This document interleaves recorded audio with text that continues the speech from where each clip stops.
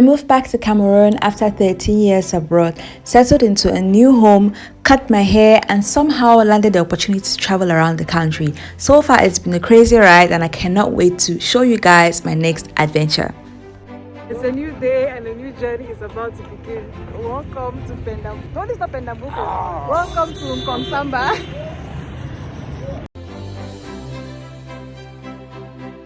This is Nkongsamba, a town in the littoral region in the Mungo division in Cameroon. I have no idea what this gentleman was doing, but it kind of put me in the mood, you know. I was like, this is going to be an exciting city.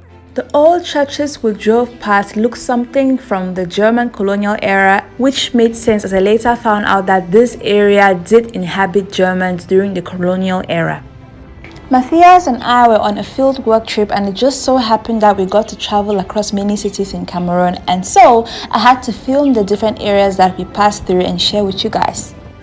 Throughout our journey, one thing that has been constant is the fertility that exists in all the cities we traveled to. Cameroon is sometimes described as Africa in miniature because it exhibits all the major climates and vegetation of the continent, which is why the country swells with rich biodiversity. The regions that have mountains like the southwest region, the west region, and the littoral region with Mount Manengoba, as you see ahead, are very rich because of the volcanic soil, so plants here do very well. The area where Nigeria borders Cameroon is known to have the highest concentration of biodiversity in Africa. Matthias assured me that the most inexpensive and tasty chicken in Cameroon could be found in Nkongsamba, so of course we had to try it out. I wonder what they put there, that the color is making the color to be Put the tomato. tomato. It's in a sometimes Put the plants.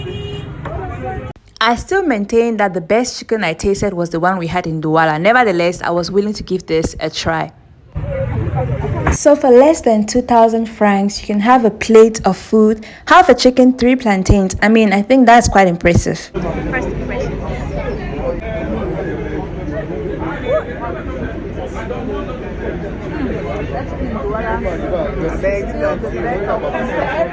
That's in How is this fork supposed to?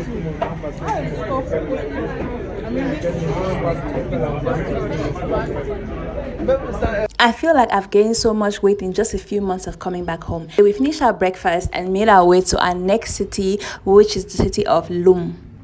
I said, so this place began shortcut, so Matthias, they took us around. Food is relatively inexpensive in these areas of Cameroon because they have majority of the plantations, and so a lot of traders buy from here and sell to the other major cities. The car was just passing and we stopped it to take us to Loum, so yeah, very God will be safe. We just stopped now to buy some pineapples.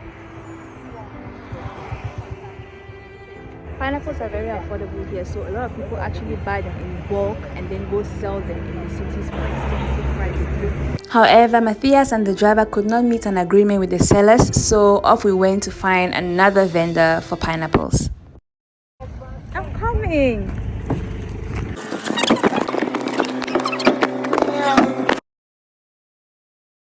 I'm okay. I actually just wanted to, thank God for keeping myself and Matthias safe during the duration of our trips.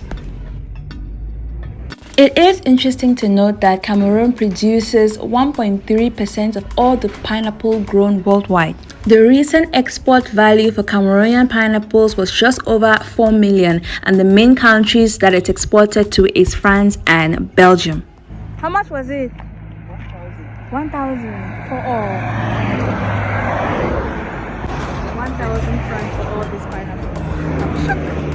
Agribusiness is huge in Cameroon thanks to the conducive vegetation and climate. Loum is a very rocky town, or is it a city? Loum is a good place for lazy people, Why would you say that? Yeah, because people don't want to walk with the ground is so rocky.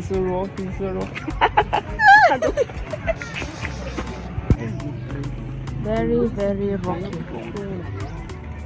No, I think though this area is taunted, but yes, inside the interior is very fertile. And it appears to me that anywhere, an area with a hot climate is very fertile. That's true.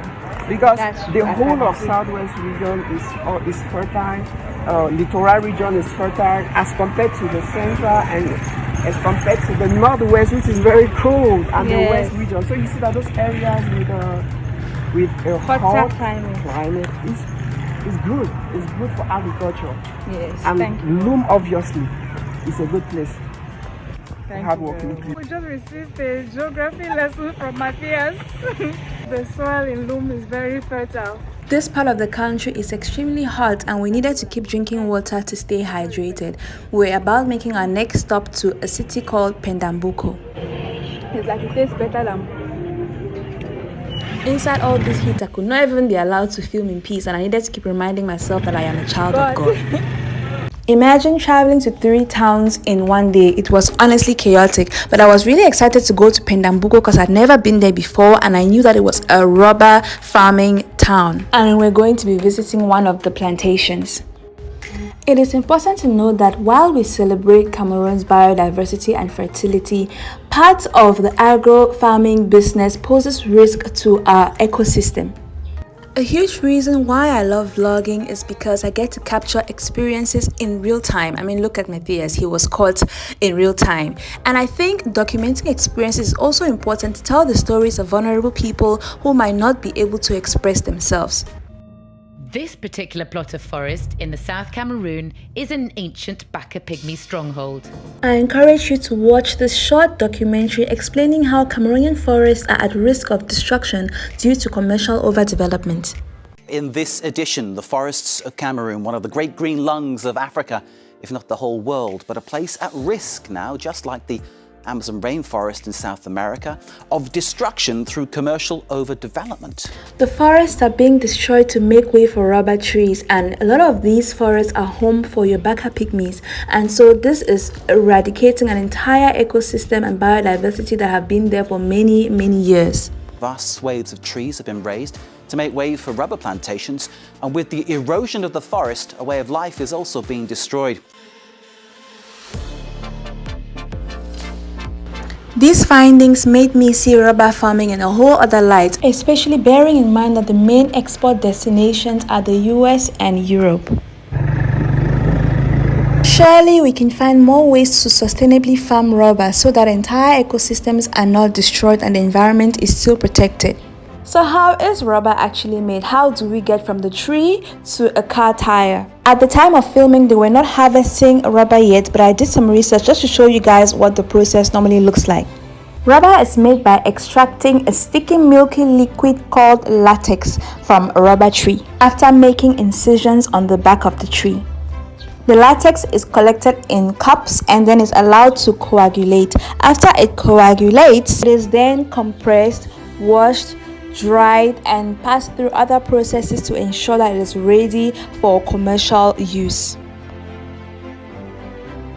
Now back to the rubber plantation. We traveled to the Penda Mboko CDC camp, and this is basically a camp where the farmers stay.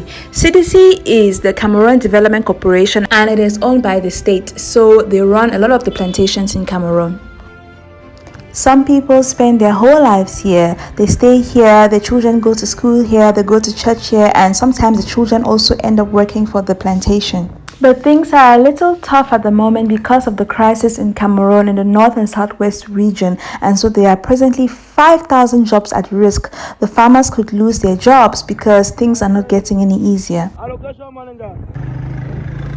I learned a lot on this trip, and I hope you also picked out 1 or 2 things that made you, think about Cameroon in a different way. Thank you guys so much for watching this video. I'll see you guys in my next one.